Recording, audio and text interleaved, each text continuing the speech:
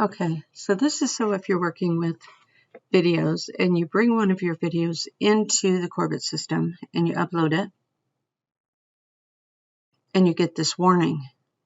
Okay, it needs to be at the most 5,000 kilobytes. I think that's what that stands for. So you need to transcode it. You say okay, and you can see right here this red exclamation point is screaming at you that this is honestly not going to play on Korbyt.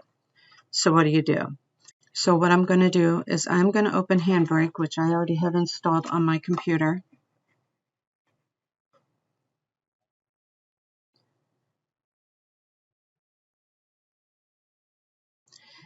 And you'll see it gets this nice little drag and drop window. So I have all the videos that were sent to the Digital Sign user group in my downloads folder. And I'm going to bring one over and drop it into the file window. And you can see there it is. I'm going to open up the video tab right here. And down here under quality, there is a button that says average bit rate. I'm going to click that button. I'm going to change it to 5,000 because that was the max it said it would do. I am going to change my browsing window to my downloads folder. And I'm just going to put a 2 after this so it doesn't mess up the naming convention in here or overwrite anything. Save. And now I'm going to click encode.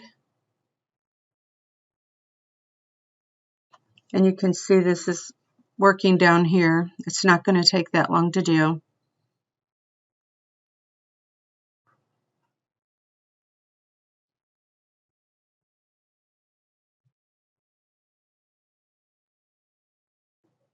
Okay, and now when I go back to my downloads window, you can see here is the video that we just did.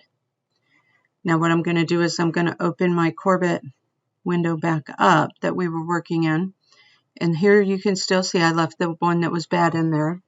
I'm going to bring over the new one and drop it in the window. And you can see there's no red exclamation point and there was no warning sign. So that's all you need to do to encode videos.